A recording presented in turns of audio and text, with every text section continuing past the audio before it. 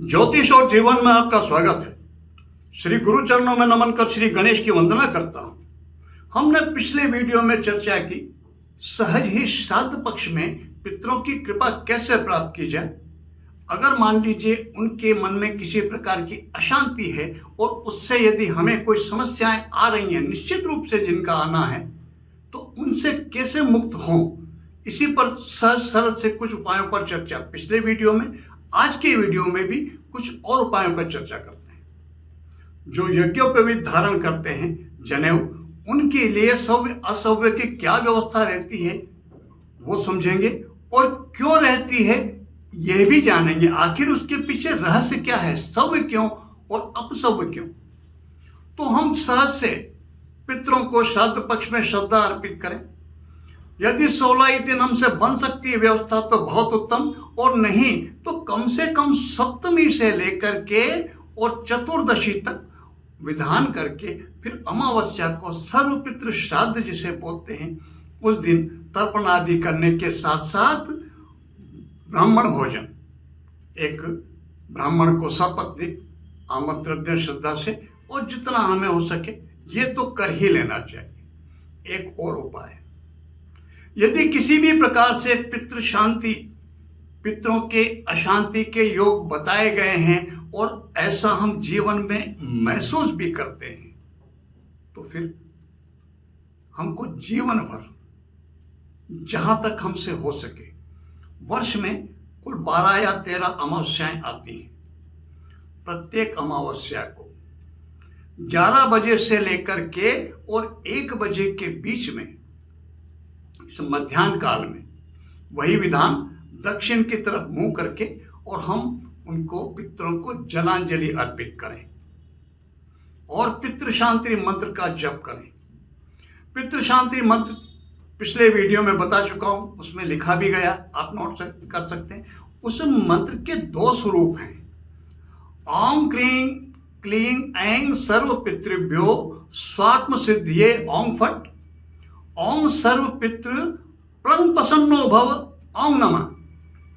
यह भी एक स्वरूप है, और ओम सर्व पितृ प्रसन्नो भव ओम नमः, यह भी, दोनों ही सही हैं, जैसा आप चाहे कर सकते हैं। ओम सर्व पितृ प्रंग प्रसन्नो भव ओम नमः या ओम सर्व पितृ प्रसन्नो भव ओम नमः। इस मंत्र की एक माला जप करना चाहिए।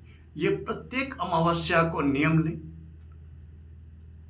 और प्रत्येक अमावस्या को उनको जलांजलि अर्पित करने के साथ ही उन्हें धूप, वो खीर और पूड़ी या रोटी, कुछ भी, वो जैसा एक सामान्य सा एक मिट्टी के सकोरे में कंडा अग्नि जला करके उन्हें अर्पित करके और जलांजलि अर्पित करनी चाहिए। ये प्रत्येक अमावस्या को करना चाहिए। सहज सा सरल सा आप इसको नियम ले लीजिए। पितरों की किसी भी अशांति के कारण यदि मानसिक, शारीरिक, परिवार में किसी भी तरह की आप दिक्कत, परेशानियां अनुभव करते हैं, उसमें शांति मिलेगी और पितरों की कृपा प्राप्त होगी। एक उपाय और, इन 16 दिनों में श्रीमद् भगवद गीता, उसके 18 अध्याय हैं। एक अध्याय प्रतिदिन पाठ करें। संस्कृत का मान लीजिए कि अनुभव नहीं है, पठन में दिक्कत आती है, तो हिंदी उसका जो भाषा अनुवाद है उसका पाठ करें और वो सुना करके संकल्प पहले करें कि मैं अपने सभी कुलों के पितरों के आत्मा की शांति के लिए उन्हें श्रीमद् भगवद गीता का पाठ श्रवण करवा रहा हूँ। ये करके जल छोड़ करके फिर उन्हें पाठ का, वो श्रीमद् भगवद गीता के पाठ का उनको श्रवण करवाएं। 16 दिन हैं और 18 अध्याय हैं। श्रीमद् भगवद गीता में कुछ अध्याय बड़े हैं, कुछ अध्याय छोटे हैं। जो छोटे हैं उनको एक दिन में 2 कर लें, 3 कर लें। यदि मान लीजिए कि हमारा प्रतिदिन का नहीं बैठ पा रहा, किसी भी तरह की कोई बात है, तो हम कुछ भी करें, किसी भी तरह कोशिश करके, और पूर्णिमा से लेकर के और जो अमावस्या है इस बीच में हम 5 दिन, 7 दिन, 10 दिन जितने भी मिलते हैं, उसमें हम श्रीमद् भगवद गीता का संपूर्ण पाठ उनको हम सुनाएं। यदि संभव हो, हमको प्रैक्टिस है पढ़ सकते हैं आसानी से, तो संस्कृत का वाचन करके, संस्कृत का पाठ करके और फिर बाद में हिंदी टीका का भी पठन कर लेना चाहिए। हमको यदि मान लीजिए सहजता से, सरलता से अगर पितरों की कृपा प्राप्त होती इतना करके भी, तो ये बहुत मूल्यवान हो जाएगा हमारे लिए। इसमें केवल हमें मनोयोग से, श्रद्धा भाव से स्वयं जुड़ना है। आर्थिक भार इसमें नहीं के बराबर है। हम न्यून है वो न्यूनतम। वैसे तो पितृ शांति के विधान के बहुत लंबे चौड़े विधान और बहुत व्ययकारक हैं वो, आम व्यक्ति के लिए सहज नहीं, सरल नहीं। और फिर भी यदि हम चाहते हैं कि हमें कृपा प्राप्त हो जाए और उस तरह सक्षम नहीं है, तो फिर हमें इन उपायों का अनुसरण करना चाहिए। यज्ञोपवीत, जो यज्ञोपवीत धारण करते हैं, विडंबना ही है ये कि आज के समय में ब्राह्मणों में, ब्राह्मण कुल में जन्म लिए व्यक्तियों में भी सभी व्यक्ति यज्ञोपवीत धारण नहीं करते, बहुत कम धारण करते हैं। और इसके विपरीत जो लोग धारण नहीं करते थे वो आज यज्ञोपवीत धारण भी करते हैं और उनके सारे नियमों का पालन भी करते हैं। तो जो यज्ञोपवीत धारण करते हैं, जिन्होंने जनेऊ धारण करते हैं जो व्यक्ति, उनके लिए क्या नियम है, पितरों को तर्पण करते समय क्या अवस्था रहेगी यज्ञोपवीत की, थोड़ी सी उस पर चर्चा। सामान्य रूप से बाएं कंधे पर जनेऊ यज्ञोपवीत बाएं कंधे पर धारण करते हैं और वो दाएं हाथ की तरफ आती है। इसको सव्य कहते हैं। ये जो अंग वस्त्र दुपट्टा जिसको बोलते हैं, ये भी हमारे बाएं कंधे पर रहता है। तर्पण करते समय पितरों को जब तर्पण करते हैं दक्षिण दिशा में मुंह करके, तो फिर इस यज्ञोपवीत को दाहिने कंधे पर ले आते हैं। और ये जो दुपट्टा है, जो अंग वस्त्र है, ये इसको भी हम दाहिने कंधे पर धारण कर लेते हैं। ये अपसव्य कहलाता है। और बाएं कंधे पर धारण करते हैं यज्ञोपवीत, उसको सव्य कहते हैं। क्यों कर लेना चाहिए, क्या कारण है? ये जो परिवर्तन है ये सामान्य सब पुस्तकों में जानकारी मिल जाती है, लेकिन करना क्यों चाहिए, इसके पीछे रहस्य क्या है, इसकी जानकारी नहीं मिलती। थोड़ा उस रहस्य पर चर्चा करता हूं। आज का आधुनिक विज्ञान भी कहता है कि हमारे मस्तिष्क के दो भाग, दाहिना भाग और बायां भाग, और हमारे शरीर के भी जो दो भाग है, दाहिना और बायां, जो दो अंग हैं, हमारे शरीर का बायां जो भाग है, जो वाम अंग है, वो हमारे मस्तिष्क के दाहिने भाग से संचालित होता है, और हमारे शरीर का दाहिना भाग वो हमारे मस्तिष्क के बाएं भाग से संचालित होता है। यह आधुनिक विज्ञान भी इस चीज को स्वीकार करता है। हमारे मनुष्यों ने इस रहस्य को सैकड़ों हजारों वर्ष पूर्व समझ लिया। यज्ञोपवीत, यज्ञ पवित्रतम क्रिया, देवताओं को अर्पित किया जाना वाला, श्रद्धा से जो भोजन अर्पित किया जाता है, जो भी कुछ अर्पित किया जाता है, वो यज्ञ कहलाता है। उसके समान जो पवित्र है, पवित्रतम, उसको यज्ञोपवीत जनेऊ, उसको धारण करते कहां पर? बाएं हिस्से पर। हम कहां धारण करते हैं उसको? बाएं कंधे के ऊपर, जो हमारे मस्तिष्क के दाहिने भाग से संचालित होता है। दाहिना भाग किसका कारक है?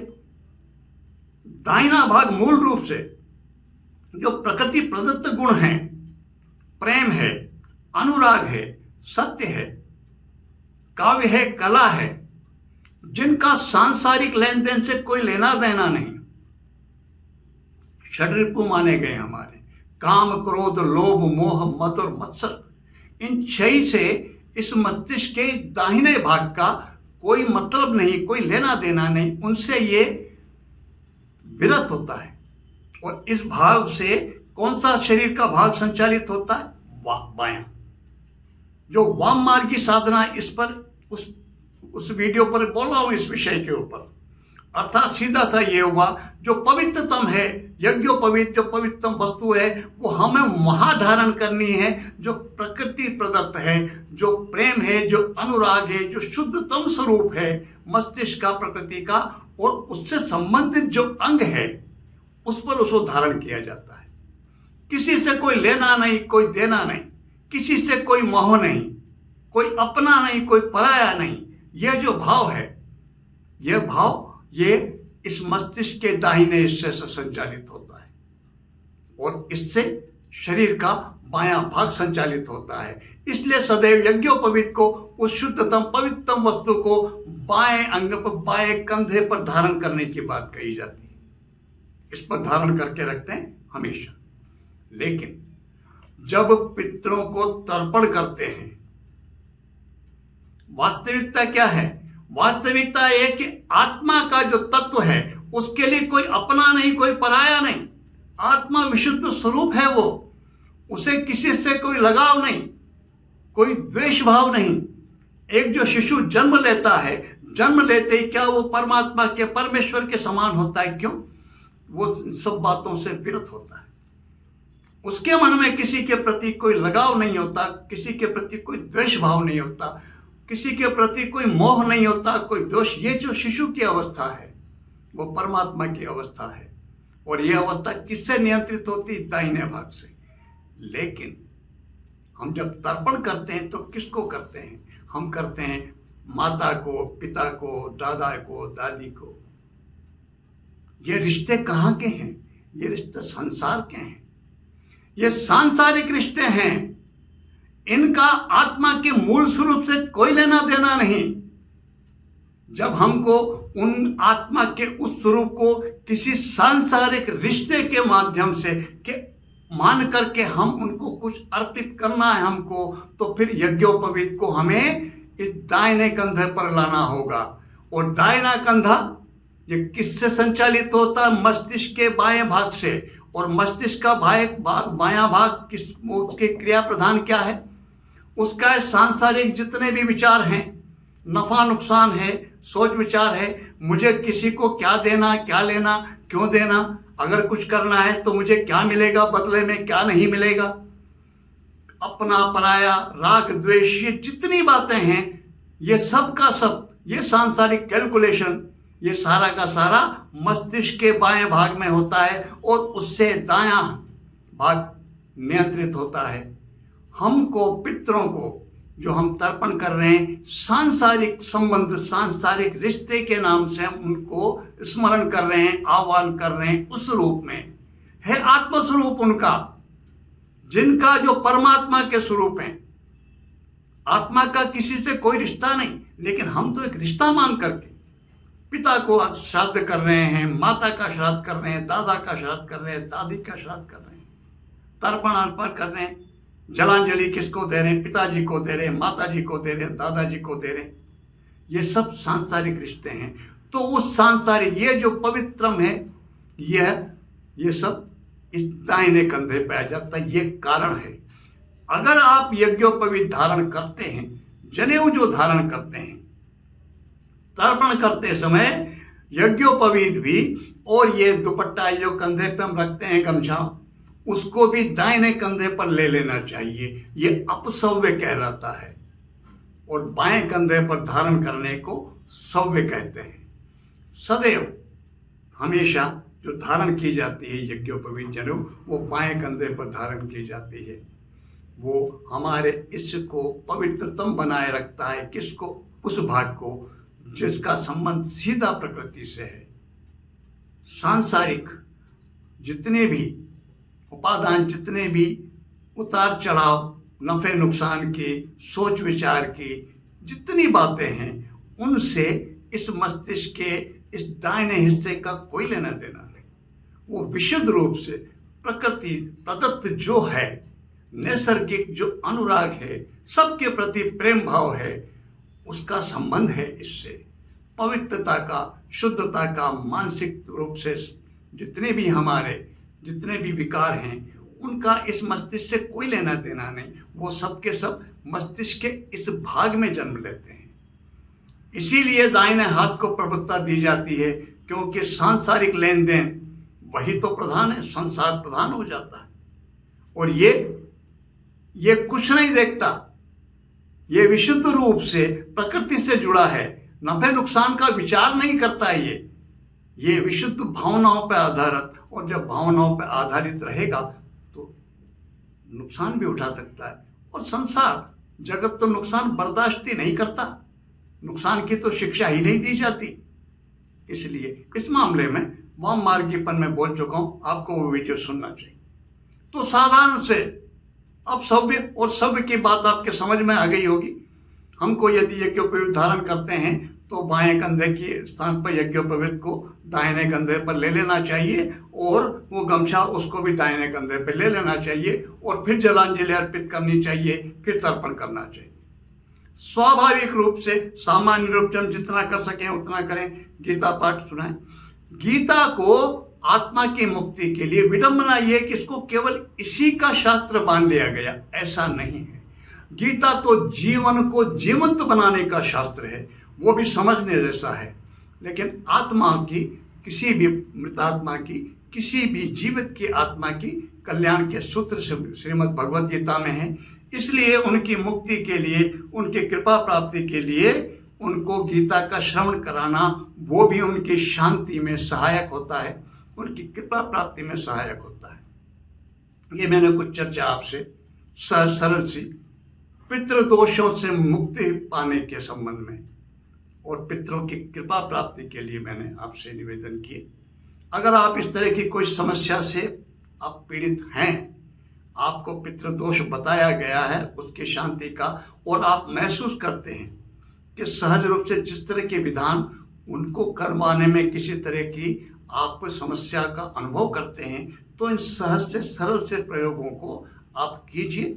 आपको पितरों की कृपा भी प्राप्त होगी और पितृदोष से शांति भी महसूस होगी। आप सबके ऊपर सबके पितृ कृपा करें, शांति प्रदान करें। इसी प्रार्थना के साथ मैं आप सबको नमन करता हूँ। नमस्कार।